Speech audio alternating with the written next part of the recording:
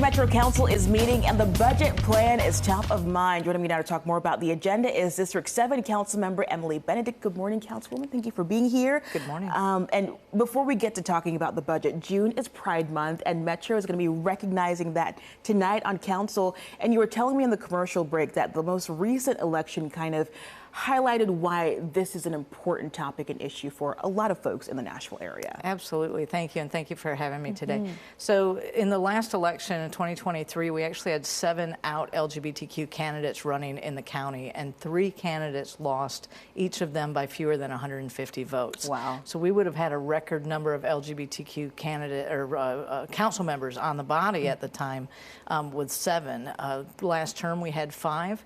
This term we now have 4, but we have parity in that we have a lesbian, myself, a gay man, Councilmember Bradford, bisexual woman, Councilmember Brenda Gadd, and a transgender woman, Olivia Hill. And so we actually have some parity in the LGBT representation for the city, which is important, I think, especially in today's climate in the state. Nashville is a beacon for the LGBTQ community statewide and in the region, and I think that representation really matters. We're bringing a louder voice through resolutions such as the Pride Month resolution that we're going to hear tonight, Harvey Milk last month, the Lesbian Day of Visibility the month before that. We're continuing to see, we'll be celebrating the anniversary of the Bostic case relative to non-discrimination. So we're really helping to highlight the voice and the importance that the LGBTQ community has in our city. How does it feel to see so many candidates and to see actual council members from the LGBT community on Metro Council? It matters. Representation matters is what I hear. And so I'm very out, but a lot of people didn't know that. And I didn't run on a platform of being an out lesbian. I ran because I think I can help my community. I happen to be a woman. I happen to be a lesbian. Those things I think bring a diverse view that help me in my policy making. But I'm here to take care of my community. I'm here to represent their needs and concerns and get those things passed for our city.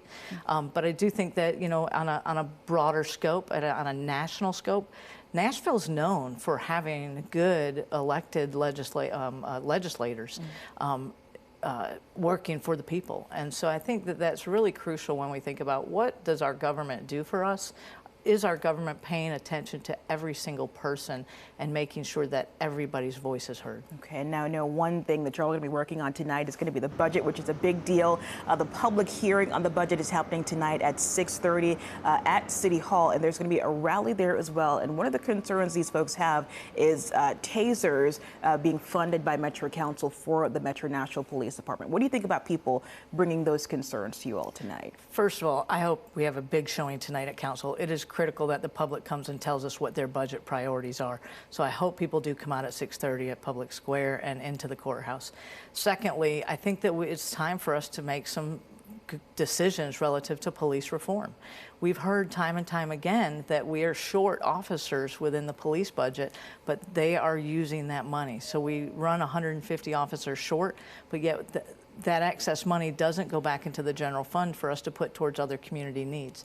It's time, I think, for us as a body to say in our substitute budget, let's take some of that money. Please still fill the officer positions, as many as you can. But since you haven't successfully done that for years, let's take a few of those positions and put those dollars to work in other areas. The tasers are an example where we haven't approved the upgrade to tasers, and we, in fact, turned that down earlier this year. Right.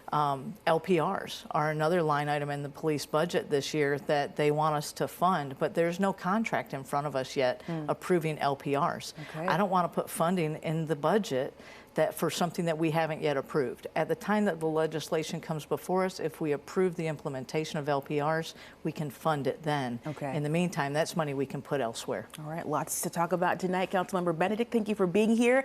Folks will have more information on how you can watch tonight's meeting. Just go to WKRN.com.